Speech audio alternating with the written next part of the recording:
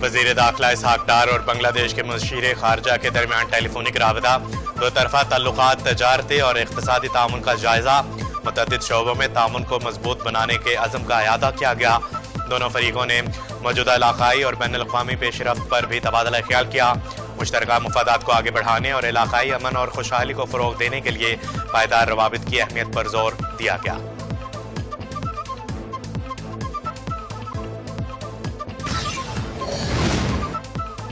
वफाकी वज़ीर दाखिला से चीन के कौंसल जनरल की मुलाकात, बाहमी दिलचस्पी के अमूर, पाक चीन ताल्लुकात और दो तरफा तामुन पर तबादला ख्याल किया गया। मोहसिन नकवी ने कहा, चीन के साथ बाहमी ताल्लुकात मुसलसल आगे बढ़ रहे हैं। सितंबर में चीन का दोबारा दौरा करूंगा। चीनी कौंसल जनरल ज़ाद शिरीन मोहसिन नकवी की गैर मामूली रफ्तार और कारकर्दगी के मुतरफ कहा, पाक चीन दो तरफा ताल्लुकात के फ़रोग़ में आपका किरदार गहरा कदर रहा।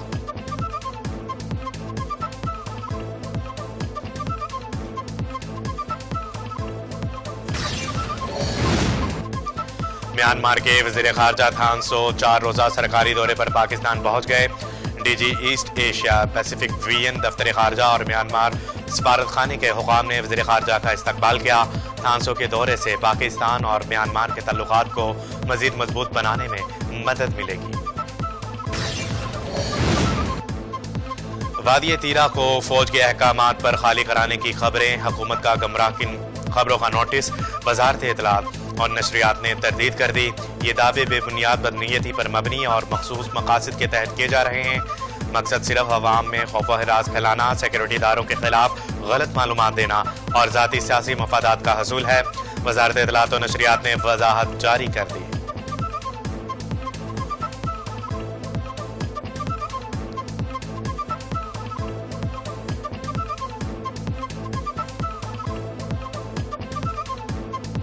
यहाँ पैरस बुलाए हैं पेशावर में एंड हमने ये देख रहे हैं कि किस तरह से जो पैराशूट्स होते हैं उनको पैक किया जाता है, कितने नंबर ऑफ पीपल को अलाउ किया जाता है and all such kind of information and we are observing कि किस तरह से जो पैरा ट्रूपर्स होते हैं बेसिकली वो हवाओं के अंदर रह के मुल्क पाकिस्तान का दिफा कर रहे हैं और हमें हमारी हिफाजत कर रहे हैं। This experience is really very joyful and exciting. यहाँ पर हमने पैरा ट्रूपर्स की सख्त ट्रेनिंग और डिसिप्लिन देखकर ये अंदाजा हुआ कि वो मुल्क के लिए, मुल्क की हिफाजत के लिए क्या कुछ नहीं करते। हमने बहुत इंजॉय किया।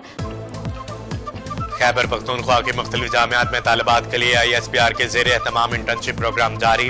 नौजवान नस्ल की तरबियत, कौमी जज्बा उभारना और दिफाई शोबे से मुतल्लक आगाही। तालिबात का स्पेशल सर्विसेज ग्रुप के पैरा ट्रेनिंग स्कूल पेशावर का दौरा। तालिबात को पेशावराना तरबियत, ज़ेरे इस्तेमाल आलात और अमली मशकों से मुतल्लिक तफसीली ब्रीफिंग। तालिबात ने SSG कमांडोज के नज़्म ज़ब्त, पेशावराना सलाहियतों और कुर्बानियों को सराहा। दौरे को मालूमाती, मुतासिरकिन और यादगार करार दे दिया। पाक फौज का शुक्रिया अदा किया।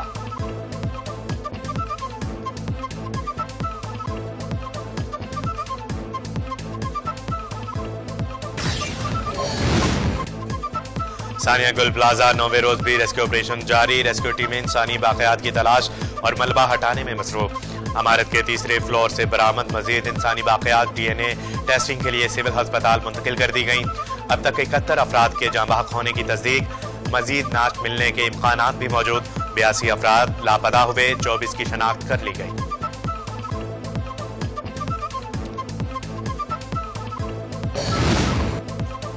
कराची के बाद लाहौर में भी आतिशज़दगी। गुलबर्ग के मुकामी होटल की बेसमेंट में आग लगने के नतीजे में 3 अफराद जाँ बहक, 5 झुलसकर जख्मी हो गए। 180 अफराद को रेस्क्यू कर लिया गया। सूबाई वज़ीर Faisal Ayub Khokhar, chief secretary Punjab, DIG operation समेत दीगर हुकाम रेस्क्यू ऑपरेशन की निगरानी करते रहे।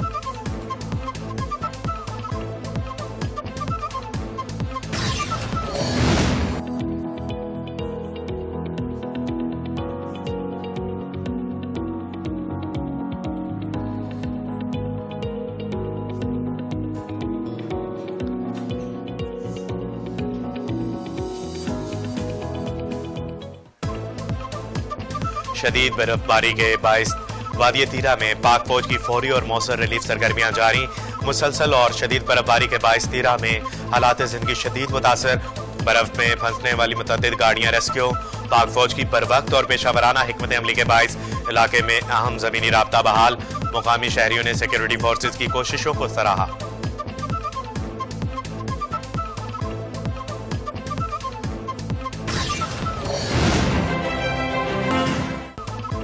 افغان طالبان رجیم کی اقتدار میں دوبارہ واپسی کے بعد سے ملک کی معیشت بدترین زبو حالی کا شکار. افغانستان انٹرنیشنل سے انٹرویو میں سابق وزیر خزانہ نے طالبان رجیم کے معاشی ترقی کے بے بنیاد دعووں کا پول کھول دیا. انوار الحق احدی نے کہا افغانستان پر قابض طالبان رجیم میں سرمایہ کاری کے لیے ضروری فریم ورک تک موجود نہیں. انکشاف کیا کہ افغانستان میں سرمایہ کاری کے لیے سیکیورٹی اور تربیت یافتہ افراد موجود نہیں. اقوام متحدہ کی رپورٹ میں بھی افغانستان میں دہشت گردی اور تباہال معاشی صورتحال کی وجہ سے بے روزگاری کی شرح 75% تک پہنچ گئی. علاقائی امن و استحکام کو شدید خطرے سے دوچار.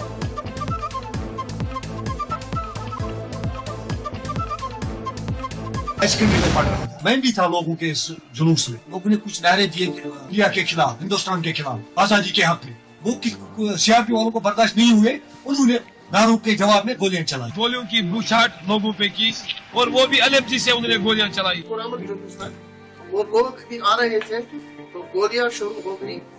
تو بعد میں جب ہم نے یہ دیکھا کہ سارا جو ہمارا چوک ہے اس کے آس پاس بالکل یہ لال ہو گیا انسانی. مقبوضہ جموں کشمیر کے مختلف علاقوں میں قتل عام کے خلاف آواز اٹھانے اور انصاف مانگنے والے بھارتی بربریت کی بھینٹ چڑھ گئے. 25 جنوری ہندوواڑہ قتل عام بھارتی قابض فورسز کی جانب سے پرامن مظاہرے. سوگران کو خون میں نہلایا گیا. وادی کو سوگ منانے کی بھی اجازت نہ دی گئی. نہتے کشمیری ابھی گاؤں کا دل کا سانحہ بھول نہیں تھے کہ ہندوواڑہ میں بھارتی قابض فورسز نے ظلم کی انتہا کر دی. بربریت اور ثقافت کے نتیجے میں کم از کم 21 بے گناہ کشمیری شہید, 75 سے زائد زخمی ہوئے.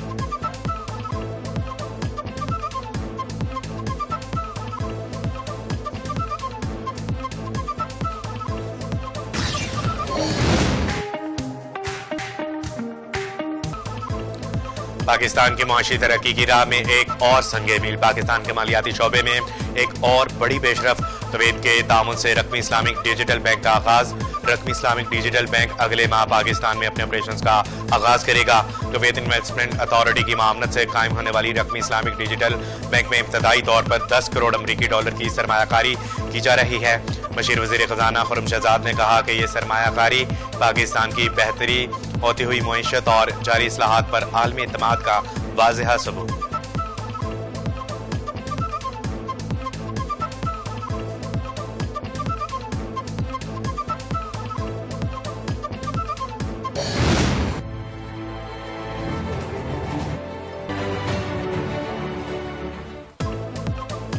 امریکی ٹیرف پابندیوں کے باعث بھارت کی منافقانہ پالیسیز اور نام نہاد خود مختار خارجہ پالیسی بے نقاب. امریکی وزیر خزانہ اسکاٹ بیسن کے مطابق ٹیرف پابندی کے بعد بھارت نے روس تیل کی خریداری کم کر دی. بھارتی رفائنریوں کی روسی تیل کی درآمد میں کمی امریکی پالیسی کی کامیابی.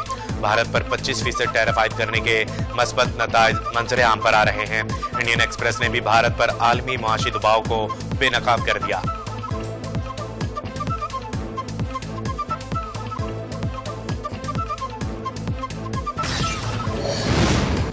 T20 ورلڈ کپ کے لیے پاکستان کے اسکواڈ کا اعلان. سلمان علی آغا قومی ٹیم کے کپتان مقرر. 15 رکنی اسکواڈ میں بابر اعظم, فخر زمان, فہیم اشرف شامل. خواجہ نافع, صاحبزادہ فرحان, سلمان مرزا, عثمان خان اور سائم ایوب بھی اسکواڈ کا حصہ ہوں گے. 7 فروری کو نیدرلینڈ کے خلاف ورلڈ کپ مہم کا آغاز ہوگا.